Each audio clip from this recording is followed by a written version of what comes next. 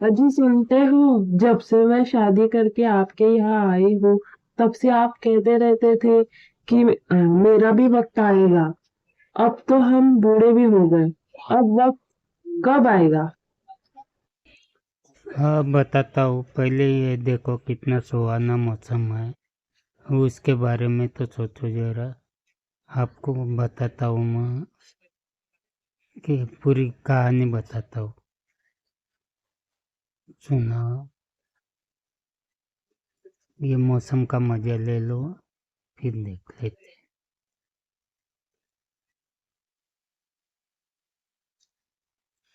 तुम भी जले पर नमक छिड़क रही हो। अब वक्त अब क्या वक्त आएगा मुझे समझ में आ गया। सुनो, जब मैं छोटा बच्चा था तब सोचता था कि जब मैं 18 बरस का हो जाऊंगा तो मेरा वक्त आएगा। लेकिन जब मैं 18 बरस का हो गया तो फिर से मेरे ऊपर पढ़ाई का बोझ बढ़ गया और पढ़ाई का दौर शुरू हो गया। जब पढ़ाई पूरी हुई तो नौकरी ढूंढनी शुरू हुई, और जब नौकरी मिली तो सोचा अब मेरा वक्त आ जाएगा।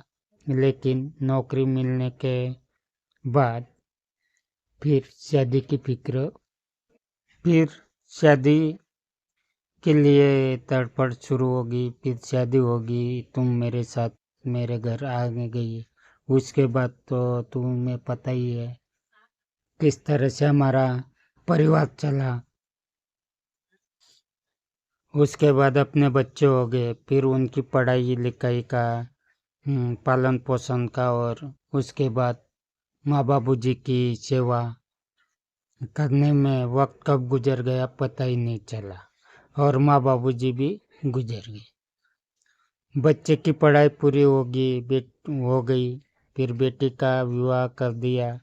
बेटों को नौकरी नहीं मिली तो फिर उसको व्यवसाय की व्यवस्था करना पड़ा।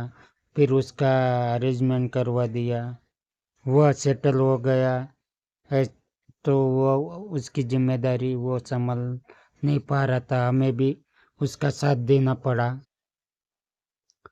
फिर जैसे ही वो सेटल हो गया फिर उसकी भी शादी करवा दिया। सोचा अब मेरा वक्त आएगा, लेकिन नहीं आया।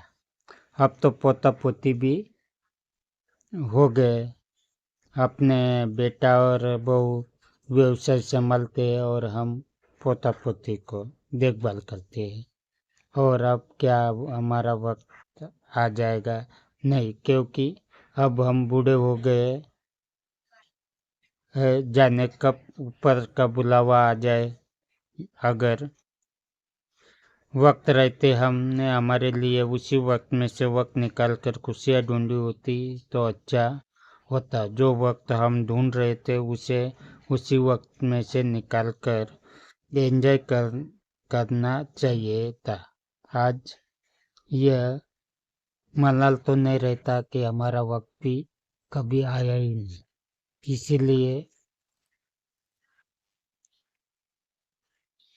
इसीलिए आज बच्चों को भी मैं यही सिखाता हूँ कि आपके पास जो भी वक्त है उसी में से अपना वक्त निकाल कर एंजॉय कर लिया करो। थोड़े थोड़े वक्त में से वक्त निकाल कर अपनी खुशियों को ढूंढा करो, ताकि आपको भी हमारी उम्र में आने तक अच्छा चलो, ये बहुत वक्त तो मलाल न हमने हो बिता कि लिया। उधर हमें घर कोई पर खुशियाँ पोता मनाने पोती का स्कूल से मौका ही आ नहीं गए मिला। होंगे। उनकी भी ठीक व्यवस्था किया ना देखनी है। मैंने। उन्हें ये नाश्ता वगैरह यही देकर सीख फिर मैं ट्यूशन भी पोता पोती भेजना है। को भी और देता हूँ इसी और तरह बच्चों को वक्त में भी। से वक्त निकाल कर कुछ खुशियां बटोरते रहेंगे। सच कहते हो। अगर हम बहुत सारी खुशियाँ एक साथ मनाने के बजाय उसी वक्त छोटी छोटी खुशियाँ मना लेते तो अच्छा होता। अच्छा तो चलो, घर बच्चे घर पर आ गए होंगे और बहू ऑफिस से आने की होंगी।